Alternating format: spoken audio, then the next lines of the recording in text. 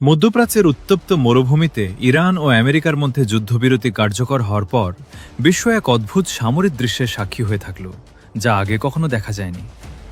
মার্কিন বিমান বাহিনীর সবচাইতে ভয়ঙ্কর এবং দানবীয় মারণাস্ত্র B-52 স্ট্র্যাটোফোর্স কয়েক টন গোলাবারুদ ও শক্তিশালী বোমা নিয়ে ইরানের বুক চিরে চূড়ান্ত আঘাত হানার প্রস্তুতি নিচ্ছিল।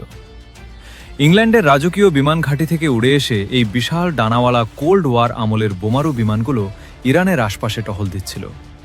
ইরানের প্রতিরক্ষা ব্যবস্থাকে চ্যালেঞ্জ জানিয়ে ভয়াবহ হামলার ছক ছিল যুদ্ধ বিমানটি, কিন্তু 2 সপ্তাহের যুদ্ধবিরতি কার্যকর হওয়ায় সেগুলো ঘাঁটিতে ফিরে গেছে। এক একটি B-2 বোমারু বিমান প্রায় 70,000 পাউন্ড ওজনের বিস্ফোরক বহন করতে সক্ষম, যার নিমেষেই যে কোনো শক্তিশালী সামরিক ঘাঁটিকে ধ্বংসস্তূপে পরিণত করে দেওয়ার ক্ষমতা রাখে।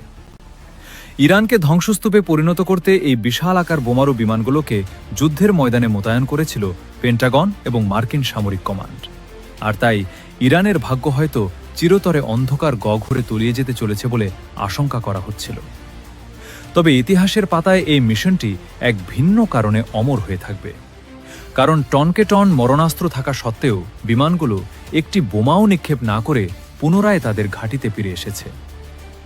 মার্কিন প্রেসিডেন্ট ডোনাল্ড ট্রাম্প এবং ইরানের নেতৃত্বের মধ্যে এক নাটকীয় 2 সপ্তাহের সাময়িক যুদ্ধবিরতি চুক্তি স্বাক্ষরিত হওয়ার ফলে পাইলটদের কাছে শেষ মুহূর্তে ফিরে আসার আদেশ পাঠানো হয়। আন্তর্জাতিক সংবাদ মাধ্যমগুলো অত্যন্ত বিস্ময়ের সঙ্গে বলছে, এই বোমারু বিমানগুলো তাদের এত ওজনের গোলাবারুদ এবং বিস্ফোরক একদম অক্ষত অবস্থায় পুনরায় ইংল্যান্ডের ফেয়ারফোর্ট ঘাঁটিতে আনলোড করেছে।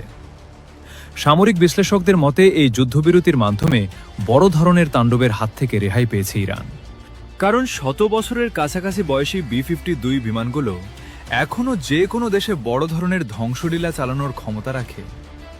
অবশ্য ইরানের সঙ্গে শান্তি চুক্তিকে অত্যন্ত নড়বড়ে বলে সতর্ক করেছেন মার্কিন প্রশাসনের উচ্চপদস্থ ব্যক্তিরা। তবুও মার্কিন বিফট বিমান কয়েক টন বোমা নিয়ে ফিরে আসার ঘটনাটি আপাতত এক বড় ধরনের সংঘাত এড়াতে সাহায্য করেছে। পেন্টাগনের দাবি অনুযায়ী তারা ইতোমধ্যে ইরানের অধিকাংশ আকাশ প্রতিরক্ষা ব্যবস্থা এবং মিসাইল লঞ্চ প্যাডগুলো বিকল্প করে দিয়েছে, যার ফলে এই বোমারু বিমানগুলো কোনো বাধা ছাড়াই ইরানের আকাশে রাজত্ব করতে পারত। এই 2 সপ্তাহের যুদ্ধবিরতির শর্তাবলী পালনে ইরান কোনো প্রকার ভুল করলে এই টন গোলাবারুদ নিয়ে B-2 বোমারু বিমানগুলো আবার আকাশ থেকে মৃত্যুর পরোয়ানা নিয়ে হাজির হবে বলে সতর্ক করেছেন বিশেষজ্ঞরা।